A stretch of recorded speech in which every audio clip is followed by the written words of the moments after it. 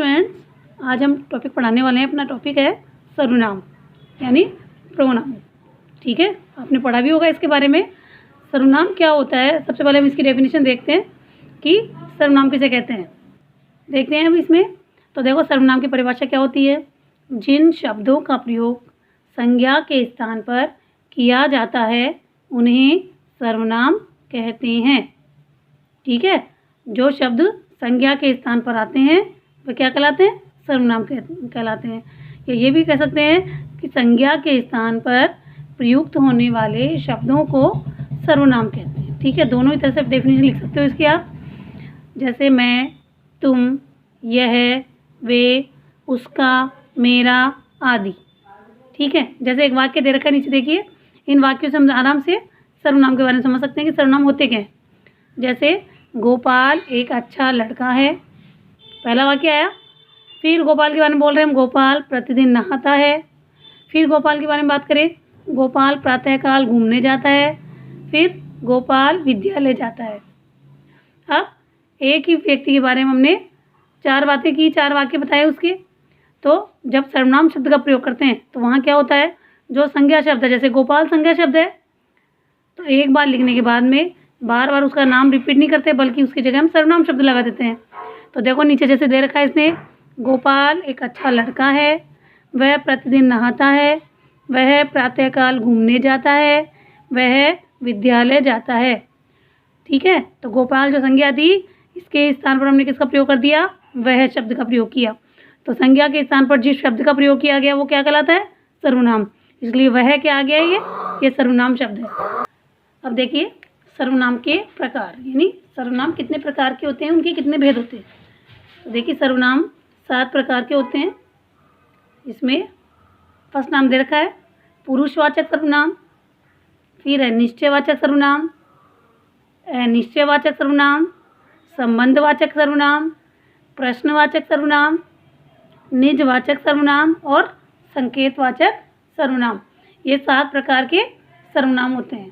ठीक है, कौन कौन से होते हैं, पुरुषवाचक सर्वनाम, निश्चयवाचक सर्वनाम, अनिश्चयवाचक सर्वनाम, संबंधवाचक सर्वनाम, प्रश्नवाचक सर्वनाम, निजवाचक सर्वनाम और संकेतवाचक सर्वनाम। अब देखिए इसमें पहला अपना भेद है पुरुषवाचक सर्वनाम। तो देखिए, जिन शब्दों से किसी व्यक्ति का बोध होता है उन्हें पुरुषवाचक सर्वनाम कहते हैं। पुरुषवाचक सर्वनाम किसे कहते हैं, जिन शब्दों से किसी व्यक्ति का बोध होता है, किसी पुरुष का बोध होता है, उसे पुरुषवाचक सर्वनाम कहते हैं। जैसे मैं, हम, तू, तुम, वह, वे, उसका, उनका, मेरा, हमारा, तुम्हारा, आपका। इन सब से पुरुष का बोध हो रहा है, व्यक्ति का बोध हो रहा है, इसलिए ये सब क्या है, पुरुषवाचक सर्वनाम है। ठीक है, पुरुषवाचक सर्वनाम भी 3 प्रकार के होते हैं, उत्तम पुरुष, मध्यम पुरुष और अन्य पुरुष। पहले हम देखते हैं उत्तम पुरुष। उत्तम पुरुष में क्या होगा, जिस सर्वनाम शब्द का प्रयोग बोलने वाला अपने लिए करता है, यानी स्वयं के लिए करता है, तो वो होता है उत्तम पुरुष। ठीक है, जैसे मैं, मुझे, मेरा, हमारा, ये तो सब किस में आते हैं, उत्तम पुरुष में आते हैं। अब है मध्यम पुरुष। तो मध्यम पुरुष में क्या होगा, बोलने वाला व्यक्ति सुनने वाले व्यक्ति के लिए जिस सर्वनाम शब्द का प्रयोग करते हैं उसे कहते हैं मध्यम पुरुष। ठीक है, बोलने वाला व्यक्ति, जैसे मैं बोल रही हूँ, सुनने वाले व्यक्ति यानी आप। ठीक है, तो आप लोगों के लिए मैं जिस शब्द का प्रयोग करूँगी वो शब्द क्या कहलाएगा, वो कहलाएगा मध्यम पुरुष सर्वनाम। ठीक है, जैसे तू, तुम, तुम्हारा, आपका, तो ये सब किस में आएंगे, मध्यम पुरुष में। फिर है नेक्स्ट अन्य पुरुष। तो अन्य पुरुष क्या होगा, वे सर्वनाम शब्द जो बोलने वाले और सुनने वाले के अतिरिक्त अन्य किसी तीसरे व्यक्ति के लिए आते हैं। बोलने वाली जैसे मैं हो गई, सुनने वाले आप हैं, और किसी तीसरे व्यक्ति के बारे में मैं कुछ कहती हूँ, तो वो सब किस में आते हैं, वो अन्य पुरुष में आते हैं। जैसे वह, वे, कोई, उसका, उनको, ये सब आएंगे अन्य पुरुष में।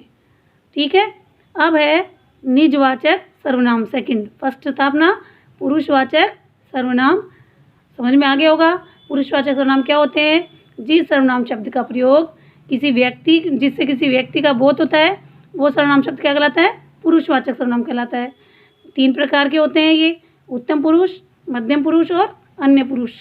बोलने वाला स्वयं के लिए जिन शब्दों का प्रयोग करता है वे होते हैं उत्तम पुरुष में मैं, हम, हमारा। और मध्यम पुरुष में बोलने वाला व्यक्ति सुनने वाले व्यक्ति के लिए जिस सर्वनाम शब्द का प्रयोग करता है वो मध्यम पुरुष। और अन्य पुरुष क्या होते हैं? वे सर्वनाम शब्द जो बोलने वाले और सुनने वाले के अतिरिक्त किसी तीसरे व्यक्ति के लिए आते हैं तो वो कहलाते हैं अन्य पुरुष। ठीक है। सेकंड अपना निश्चयवाचक सर्वनाम। जो सर्वनाम शब्द किसी निश्चित व्यक्ति या वस्तु का बोध कराते हैं उन्हें निश्चयवाचक सर्वनाम कहते हैं। ठीक है, मतलब कि वे शब्द जिनसे हमें किसी निश्चित व्यक्ति या वस्तु का पता चले वो क्या कहलाते हैं? निश्चयवाचक सर्वनाम। जैसे वह यहीं पढ़ रहा था या यहीं पढ़ रहा है, तो निश्चित रूप से वो कह रहा है कि वो यहीं पढ़ रहा था, तो यहाँ पर निश्चयवाचक सर्वनाम है।